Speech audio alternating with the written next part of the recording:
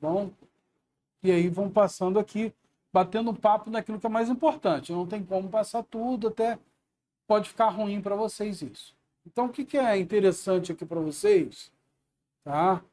É relativo ao câmbio, tá? Primeira coisa, não tem como fugir, é o conceito, tá? O que é o mercado cambial. Então, a compra e venda de moeda, tá? Compra e venda de moeda estrangeira e as operações com ouro. Ok? São realizadas por quem? Por instituições autorizadas pelo Bacen a operar no mercado cambial. Deixa eu ver aqui se tem alguma coisa. Quem são os agentes?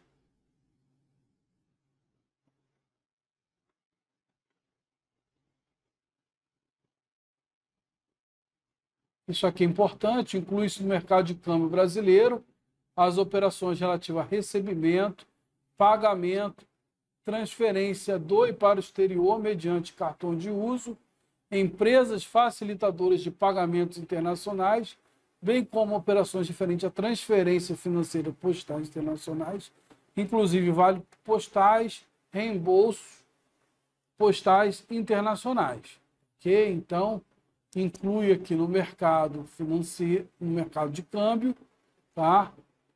Brasileiro, essas operações. Tem que saber.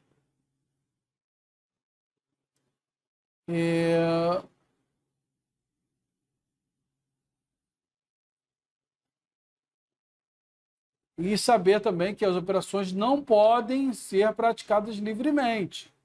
Tá? Tem que saber. E para isso deve ser conduzido através de uma instituição financeira autorizada a operar. Ok? Então, quem está autorizado a operar? Lembra? Todos os tipos de banco.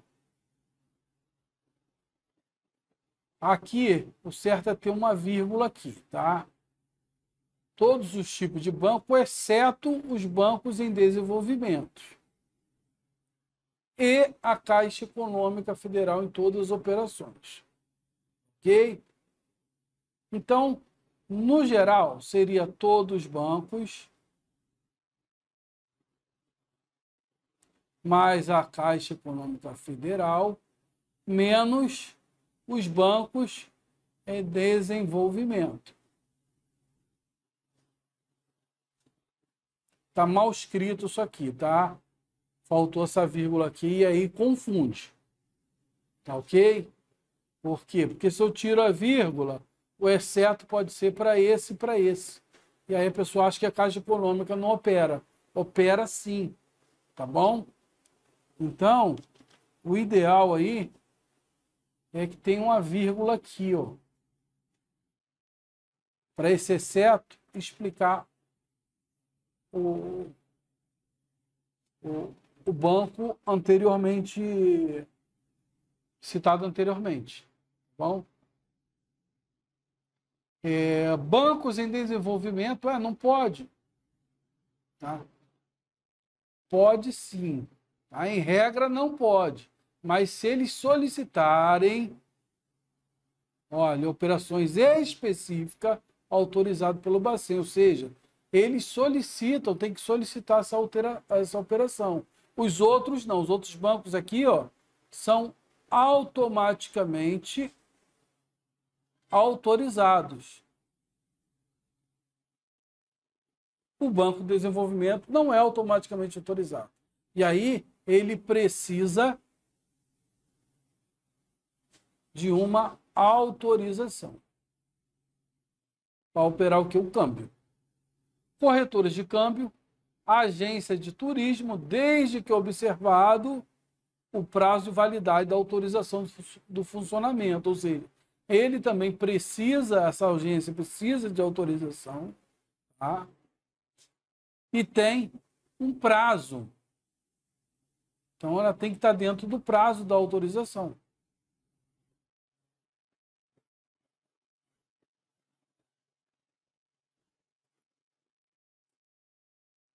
Os elementos cambiais se dividem naquele que produz divisa, trazem dólares para o país, e nos cede divisas, remetem dólar do país para o exterior. Então, há uma divisão aqui dos que produzem divisas e que cedem divisas.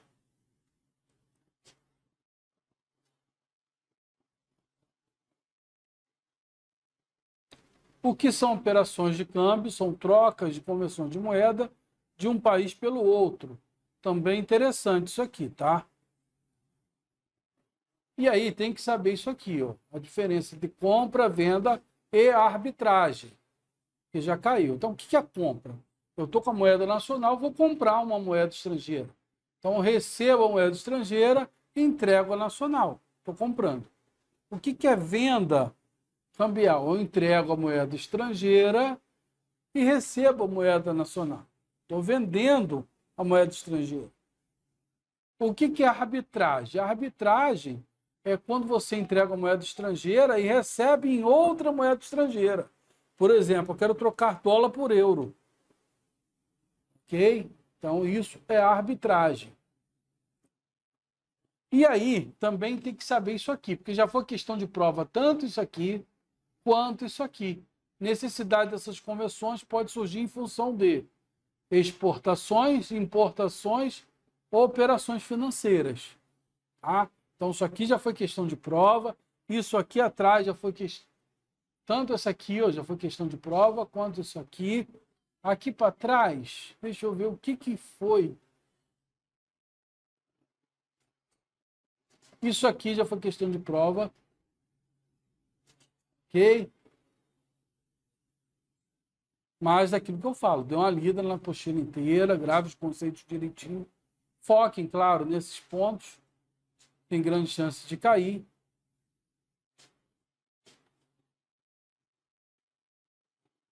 Isso aqui, se eu não me engano, também já foi questão de prova.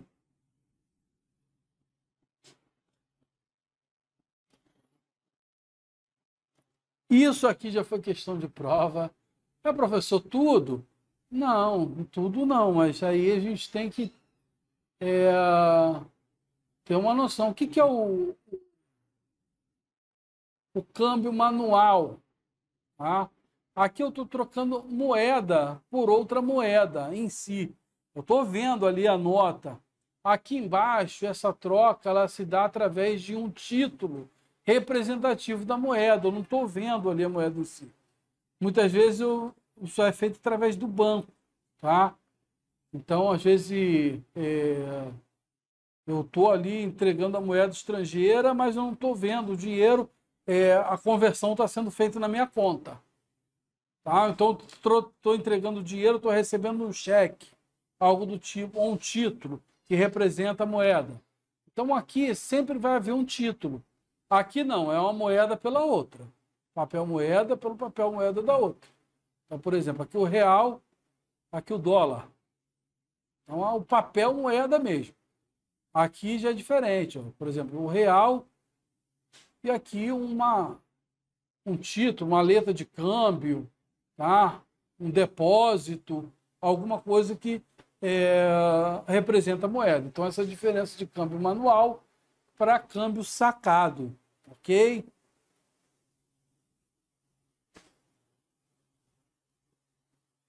E aí acaba essa aula aqui de número 6. Alguma dúvida aqui? Deixa eu voltar aqui para vocês.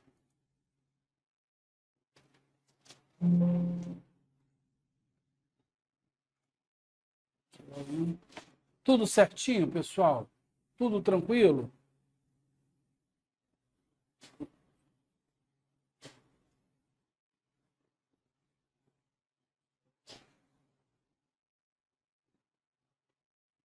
Então, vou voltar lá, vou compartilhar a próxima aula e a gente dá continuidade na próxima aula, tá bom?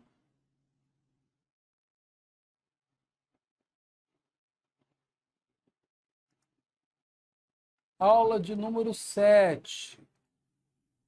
Ah, compartilhado aqui.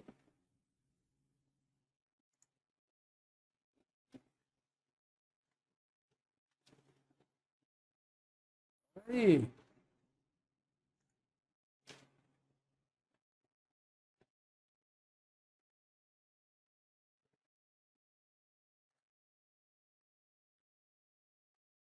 Aí, pessoal, tem uma travada aqui.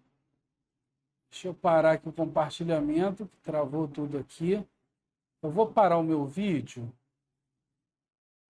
para melhorar esse compartilhamento.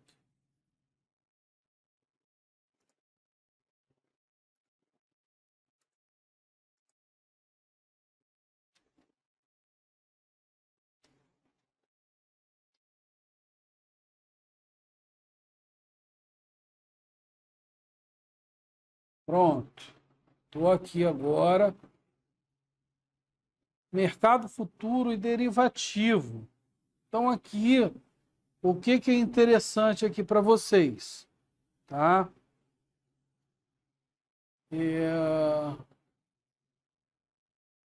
Esse primeiro tópico aqui, ó, uma operação de mercado futuro envolve basicamente compromisso de compra e venda de determinado ativo em certa data futura, sendo previamente fixado o preço objeto da negociação. Isso aqui já foi questão de prova.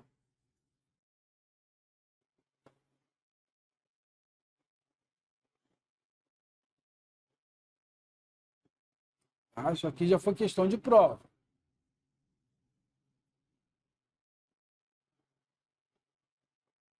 Deixa eu ver o que mais.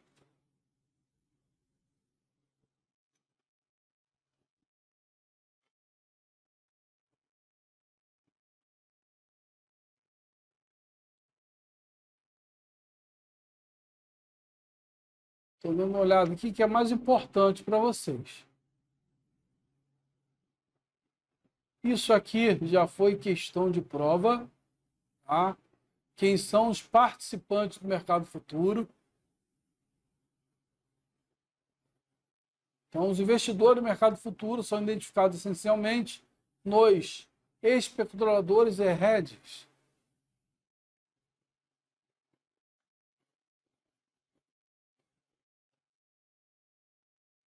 O conceito de especuladores também é interessante, tá bom? Então, são todos aplicadores que buscam resultado nas operações futuras, tipicamente entra e sai de maneira bastante rápida, não demonstrando o interesse social pelo objeto da negociação. A intenção dele é especular, comprar e vender rápido. Sua intenção restringe-se à obtenção do lucro medido pela diferença do preço de compra e o preço de venda. Então, quando ele compra, por exemplo, determinada ação lá da Petrobras, ele não tem intenção nenhuma de ser acionista da Petrobras. A intenção dele era comprar num preço baixo e vender num preço alto. Então, às vezes, o preço baixou demais, ele vai lá e compra, tá? E especula, utiliza canais de especulação para poder fazer o preço subir de novo. E aí ele ganha dinheiro, ganha recurso em cima disso.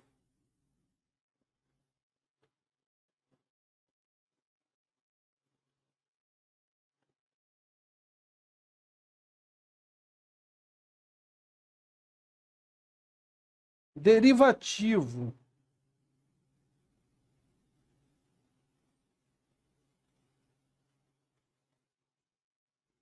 Deixa eu ver o que é interessante aqui. O conceito, né, de derivativo são instrumentos que utilizam o valor de outro ativo, tido como referência. Um contrato derivativo não apresenta valor próprio, derivando valor de um bem básico, ou seja, de uma commodity, de uma ação. Ele utiliza como referência outro bem básico.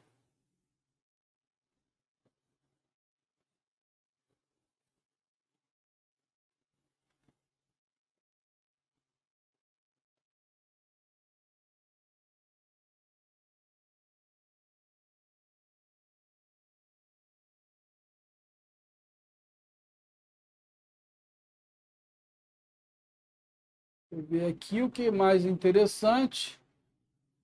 Isso aqui já caiu em prova, tá? As vantagens do mercado derivativo. Então, já foi questão de prova. Bom? Então, aqui é basicamente isso. O mercado derivativo que foi questão de prova foi isso aqui. Tá? É interessante saber o conceito. aqui do mercado futuros participantes, aqui do mercado futuro também, nós vimos ali, é o que é o mercado futuro, então isso aqui já foi questão de prova. Vamos para a próxima aula.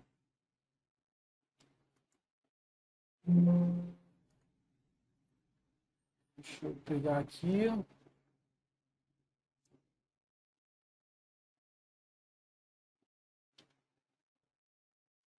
Tudo certinho nessa aula também? Posso prosseguir? Alguma dúvida, alguma pergunta? Estou indo bem direto ao ponto que já foi questão de prova ou não, tá? É para vocês terem um estudo mais direcionado, o que é interessante saber, o que não é. Mas, como falei no início, leiam o material todo, é bem pequeno.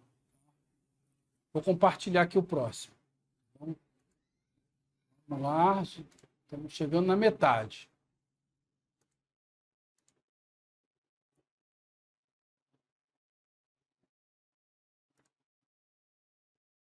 Políticas econômicas. O que é interessante aqui? Tá?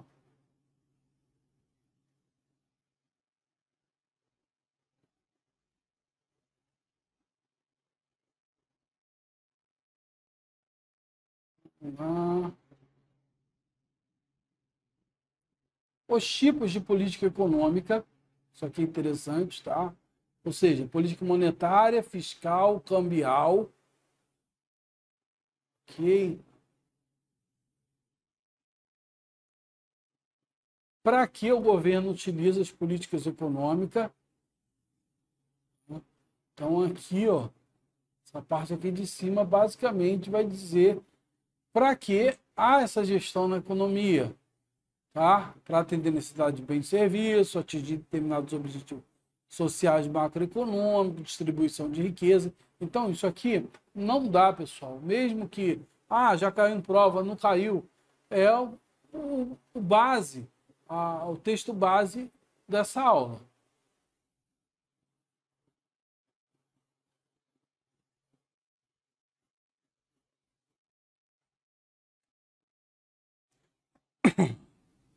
Então, uma das formas que o governo costuma promover a intervenção no mercado dá principalmente da fixação de taxas de juros e controle direto do crédito e subsídios ao setor produtivo. Então, como o governo intervém no mercado? E aí poderia cair uma dessas três coisas aqui. Tá? Fixando taxas de juros, fazendo controle de crédito e subsidiando o setor produtivo, ou seja, incentivando, aplicando recursos em determinados setores. Isso aqui não é dessa aula. Tá?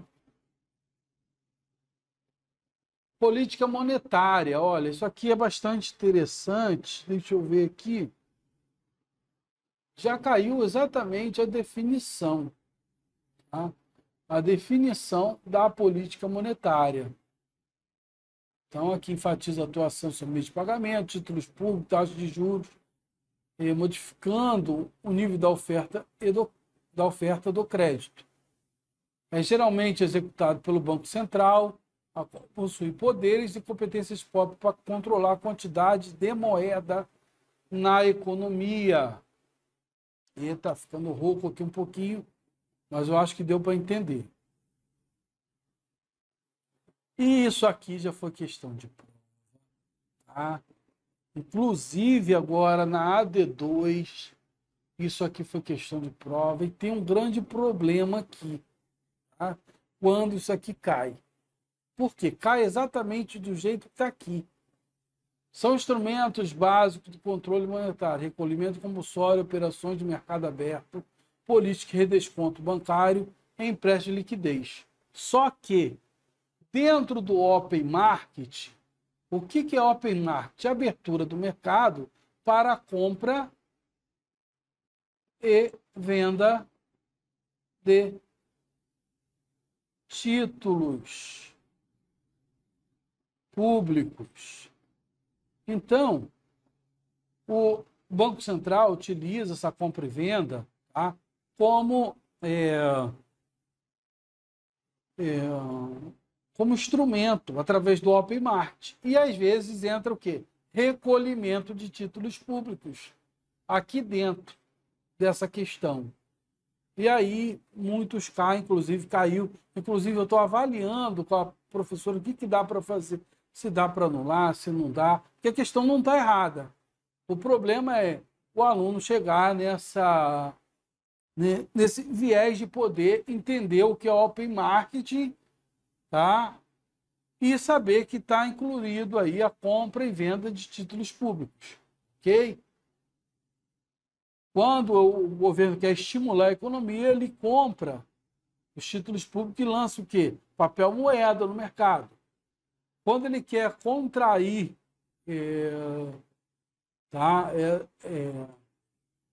essa, podemos dizer, essa política monetária inflada, com muita inflação, o que ele faz? Ele começa a emitir títulos públicos, tá?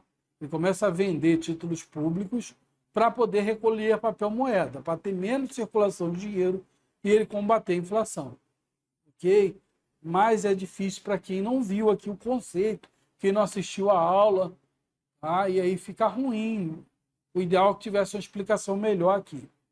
Mas o pessoal que pediu para eu dar uma avaliada, estou avaliando, porque a questão não está errada, mas exatamente o material não dá tanto subsídio.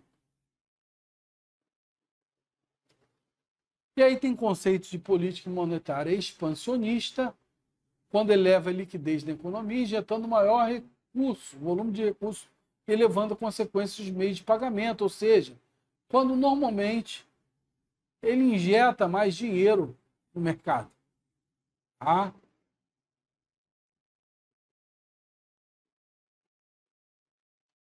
Com isso, são dinamizados consumo, investimento agregado e reflexo positivo sobre a expansão econômica. É a situação adotada no momento de retração em nível de economia que produz o ato deflacionário.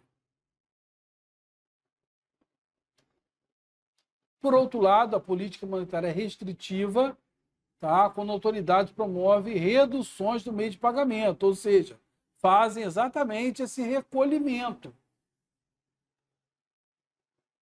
Recolhimento não, injetam títulos públicos para recolher o papel moeda, tá? Recolhe o dinheiro, ok? Vendendo títulos públicos. É o contrário.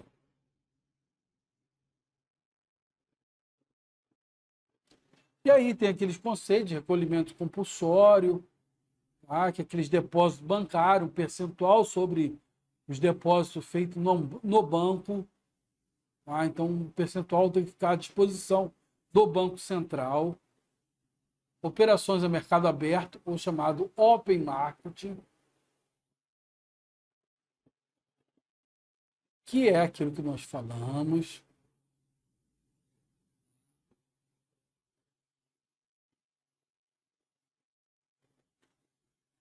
Você vê que aqui, ó, ele só fala da criação de liquidez para títulos públicos. Eu acho que não tem mais nada aqui voltado a títulos. E aí fica um pouco vago. Dá para entender? Dá, mas fica um pouco vago. Tá bom? Aquilo que nós falamos anteriormente sobre o Open Market. Redesconto bancário, empréstimo liquidez. É quando o banco ali oferece normalmente empréstimo de assistência à liquidez, tá? A outras instituições financeiras. Então, essa taxa de juros cobrada do Banco Central sobre o empréstimo que ele vai do Bacen, do empréstimo que determinado agência bancária, determinado ente bancário, tá? Precisou, é através da taxa de redesconto. Então, tem um percentual que é a taxa de redesconto. Então, é como se fosse um empréstimo do Banco Central para um banco que está com pouco recurso, está com pouco dinheiro. E aí é uma assistência. E aí entra a política fiscal, que é aquela política que normalmente o governo utiliza para recolher impostos, tá? Ou tributos, que fica melhor assim falando, cobrando a sociedade, buscando o quê? Arrecadar recursos financeiros para cobrir o quê? Os seus serviços, as suas atividades.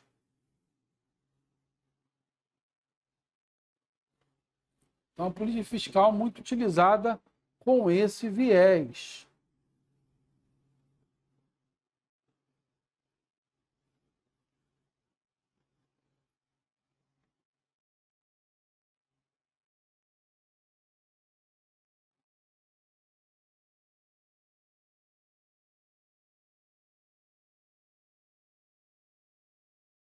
Pessoal, aqui eu não acho. É tudo interessante aqui, mas eu não lembro de ter caído alguma coisa assim.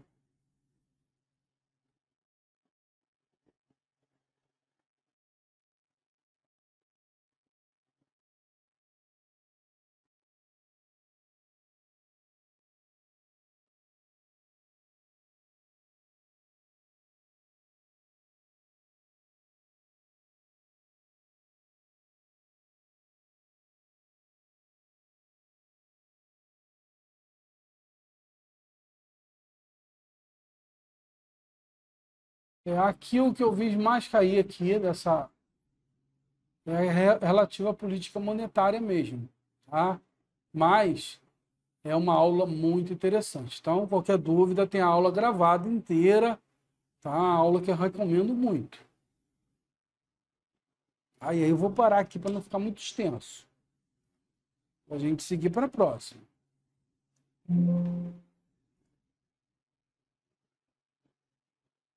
Alguma dúvida aqui, pessoal? Tranquilo? Posso continuar? Então, eu vou continuando aqui, tá? Se alguém, qualquer dúvida, é só escrever no chat, que quando eu terminar, eu vejo ali. Estou tentando ir objetivamente naquilo que já foi questão, já foi assunto de prova de vocês, em provas anteriores.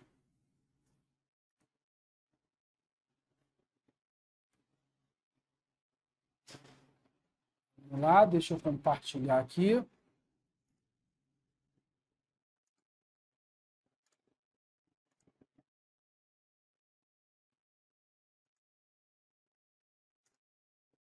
Papel social dos bancos, aula de número 9. Vamos lá.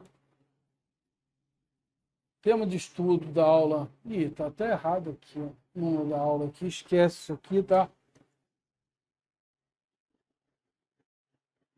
BNDES, um banco com viés social. O que normalmente cai aqui? É isso aqui, ó. BNDES, Banco de Gestão Financeira e Social, concentra seus focos nas áreas infraestrutura, industrial, agricultura, ok? Que mais? Comércio, serviço, comércio externo, inclusão social, objetivo. E o objetivo é apoiar financeiramente as empresas sediadas no país com projetos considerados nacional no aspecto social e financeiro. Normalmente, não cai todas as numerações dessas áreas.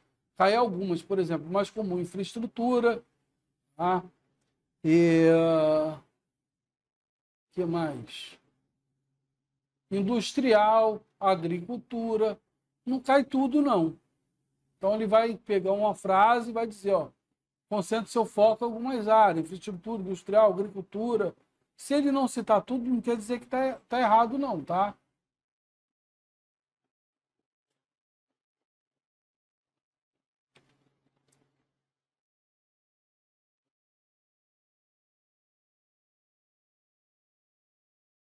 Só que é interessante também, por quem pode ser feita a solicitação de financiamento.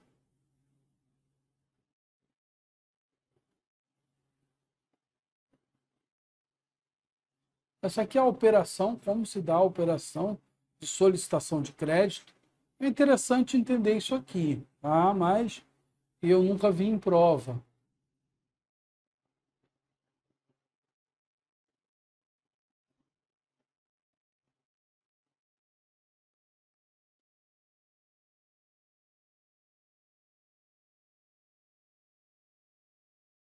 Isso aqui já foi questão de prova. Políticas operacionais do BNDES.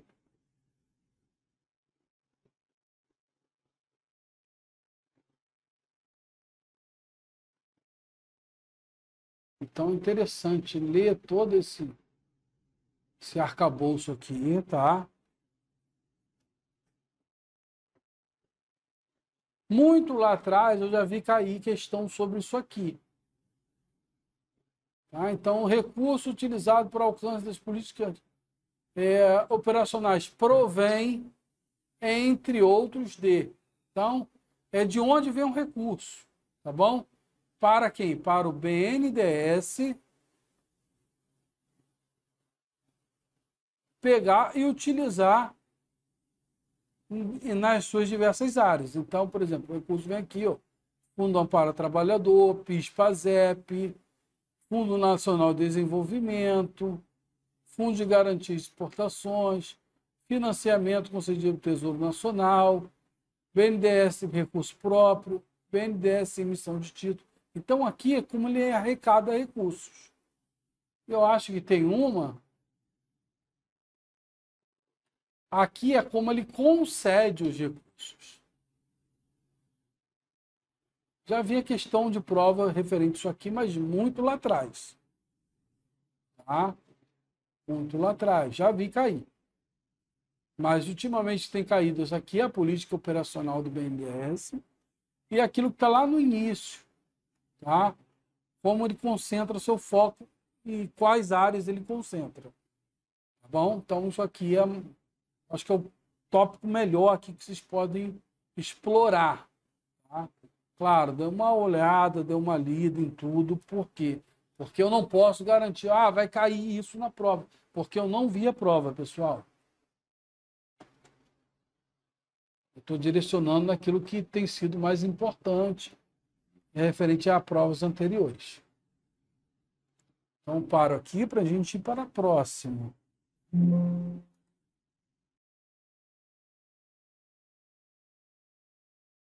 lá. Agora eu vou tentar compartilhar de novo. Agora foi, não foi?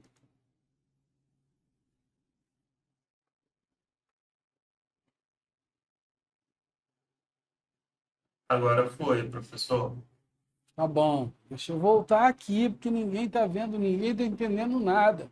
Eu fiz um monte de gráfico aqui, então.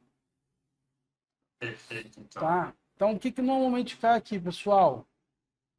Isso aqui, ó. Como que se faz para medir a volatilidade de um fundo? Tá? E aí, eu tinha até falado aqui, falei sozinho, mas às vezes um fundo vai variar para cima, vai variar para baixo, vai variar um pouquinho para cima, um pouquinho para baixo. E aí tem diversas variações em número de dias úteis, num período de dias úteis. E aí eu vou considerar um período de 10, 15, 20 dias, quantos dias eu quiser. E aí eu vou fazer um cálculo matemático, vendo essas variações, o quanto variou, para medir o quê? A volatilidade do fundo. Mas o que é a volatilidade? Olha, volatilidade nada mais é do que, por exemplo, um ativo ele tem um preço médio. Tá? E a volatilidade, ela às vezes vai ser pequena. Ó. O preço vai variar realmente em cima desse preço médio, bem pouquinho. Mas às vezes você vai se deparar com isso aqui, ó, uma volatilidade maior. Tá dando para perceber? Então aqui eu tenho maior volatilidade, ou seja, maior volatilidade é igual a maior risco. Então, Quando eu faço essa medição através das variações diárias, eu estou verificando que o grau de risco para o investidor é algo que varia muito ou é algo que varia pouco. Então, a volatilidade vai falar muito sobre isso. E isso aqui tem caído na prova. Outra coisa que tem caído na prova é isso aqui. O que é índice Sharpe. Também conhecido como índice de eficiência. Ok? Então, por exemplo, para você entrar em um determinado ativo que tem pouca volatilidade, você vai receber um determinado percentual. Vamos botar aqui 1%. Tá? E já um outro ativo que tem um preço médio tal, igual ao anterior, mas tem uma volatilidade maior, para receber 5%. Opa, 5%. Qual é mais vantajoso? Aí vai depender. Por quê? Porque aqui eu tenho o meu retorno, as minhas expectativas de retorno. Mas qual é o risco que eu estou correndo? De perder? É alto ou é pequeno? Ah, professor, o risco é alto. Vou botar um terceiro aqui. Investimento. Também de baixo aqui, para receber 2%. Olha, entre esse e esse, é evidente, pelo aqui a olho nu, praticamente esse aqui é melhor, porque o risco é quase o mesmo. Vocês veem aqui que varia muito pouco o preço. Está variando para cima, para baixo, mas bem pertinho da linha do preço médio. Agora, para eu verificar entre esse e esse aqui, fica um pouco difícil, porque esse remunera menos, mas num risco menor. E esse remunera mais, mas num risco maior. Aí eu vou ter que utilizar um cálculo que ele vai levar em consideração o risco que eu estou correndo e o retorno. O índice que faz essa medição, tá, é o chamado índice Sharpe, ok? Que leva em consideração isso. Então, esse conceito aqui é bastante interessante, porque já caiu em prova. Então, esse índice Sharpe leva em consideração a volatilidade e rentabilidade ajustada. Isso é após subtração do benchmark, entendido como melhor referência para a comparação da rentabilidade desejável, que pode ser desejável, pode ser que, dependendo do tipo do fundo, CDI, Bovespa, por exemplo, e aí vai indo, tá bom? Então, esse tipo, quando você vê a questão falando de retorno referente a risco, fazendo esse comparativo, normalmente vai estar levando você para o índice Sharpe. Tá bom? Então, acho que foi a explicação aqui em pouco tempo daquilo que tem chance de cair na sua prova. Tanto o índice Sharpe quanto a medição da volatilidade do fundo. Os demais eu nunca vi cair. Tá? Esse aqui ainda é a continuidade do índice Sharpe, então é ideal dar uma lida. Tá? Tanto na página anterior quanto aqui. O professor vai cair para fazer cálculo? Não, aqui não vai cair para você fazer cálculo. Vai para cair o quê? Algum conceito que esteja escrito aqui. Ok? Esses demais itens aqui, eu acho que é muito... Eu nunca vi cair. Quiser dar uma lida?